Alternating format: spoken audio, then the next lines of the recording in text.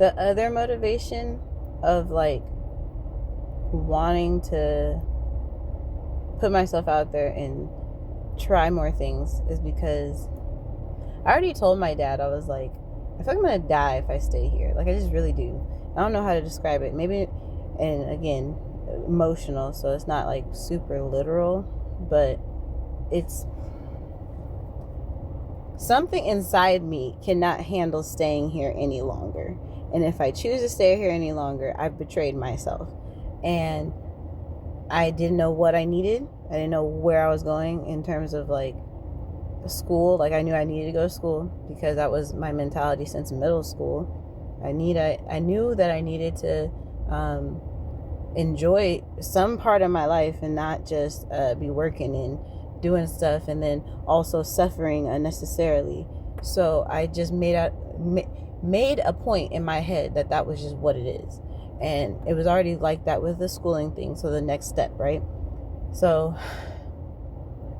a lot of the decision making for me was just like, and this is before, honestly, weed. Like, fuck it.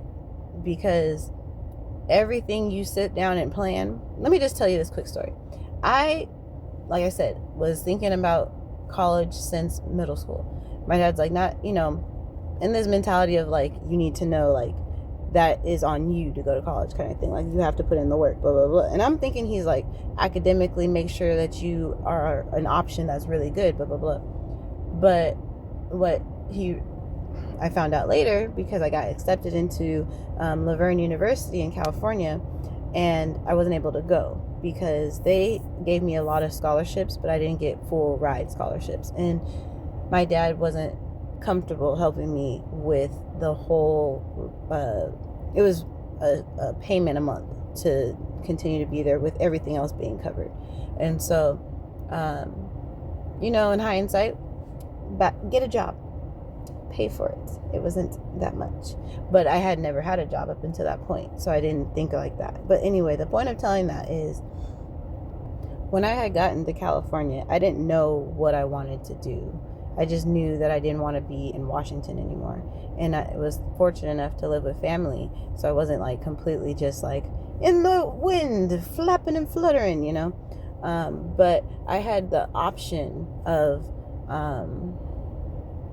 going to school, and I waited a year. I ended up going to school, and when I was there, I'm just so grateful for El Camino College in Torrance, to be specific, because the university professors I say university professors because we were in college, but they were from the universities. They were almost retired out of those positions, and they were just at community college to teach. So it wasn't just learning the actual curriculum of like the class, like biology or whatever. Thankfully, like, I had this dude that was so, like, personable. Like, he would tell stories about himself, and it just made the experience, and it's not even just about himself, it was like his experiences growing up where he grew up, and like what that has to do with how his viewpoint is on life. Like, those type of conversations you don't really get in like everyday life, but it's in, and you don't really expect it when you're in school because you're thinking the curriculum. But to me, that's a real teacher, because you know what is necessary for the people you're talking to in the classroom. And so we all had great grades, it was like encouragement, incentive. And then the last thing I really would say is, for me, I found passion in things that I think if I had any other viewpoint looking at those things would have had a judgment before I even had a chance to really understand it. And so that's where like a lot of my own personal like curiosity comes from, is like the phrase "don't judge a book by its cover." I feel like it's trying to be phased out so heavily with like I express myself to the T visually and otherwise, but it's like you still can't do that because nobody knows themselves completely.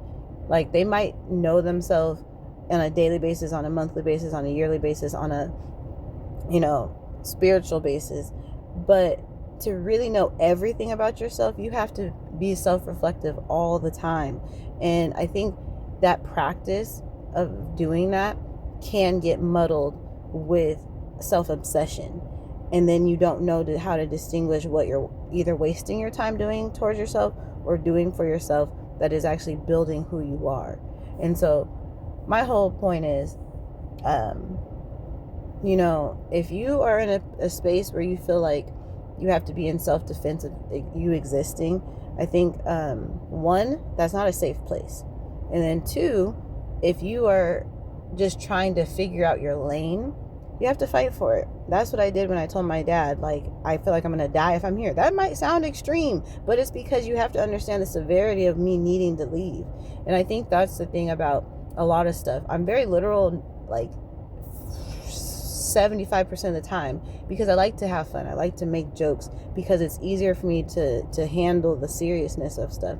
But it's also like to process what the hell and understand it. Sometimes my processing, I realize, is not that slow. It actually is so fast that I have to make sure that what I've just concluded is correct. So I'll have a conclusion in my head and I'll be like, wait, just wait. You don't freaking know. And a lot of times I'm right.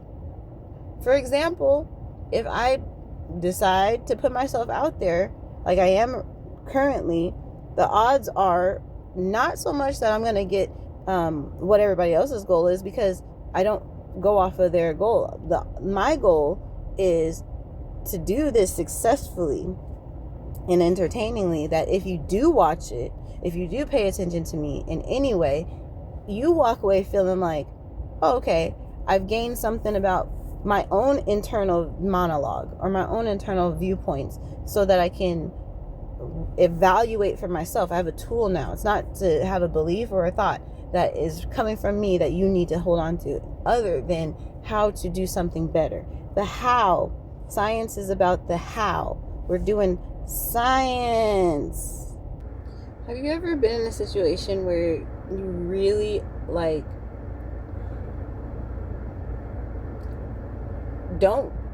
don't even mean to say this word, because I don't consider myself this person 100% of the time. But like in retrospect, I'm like, maybe that's why I was like, it's so obvious to me and no one else. But I'm like, there are certain spaces you're in where you are the smartest person in the room. And it might not be like you're smarter than everybody at everything, but in like this particular context of what's going on in the room, you are the smartest person to that subject or like focus. And I feel like I haven't been able to really like put that into words ever. So there we go. But my point of bringing it up, besides like realizing it, I think that I've gone through situations where I don't have context for how that feels. So when I'm in that space of like, everything is very obvious. Why is it so obvious? I get frustrated. And so I kind of analyze it like, whether or not it's intentional that someone's, like engaging in this behavior, it's so obvious that it's a behavior that you're engaging in on a specific and very timely basis. Two, I really believe that when we're in a space where we feel like we're trying to keep up, it's better to it's a psychology thing. It's better to put people down in their own mental thought process than it is for you to tell them that they're wrong. And narcissism, whatever you want to call it, it's really a psychological game. This is the third one. It's a get in your head type of dynamic that occurs when you feel like you're not understanding what's going on as much as you want to, or you like don't have as much like comfort because of whatever level of control you need to have in any given space. So you like go on defense mode in that space. And instead of, taking this route of, sorry, I'm still on 3. Instead of taking the route of learning, like opening the vulnerability up of learning and understanding something so that you're not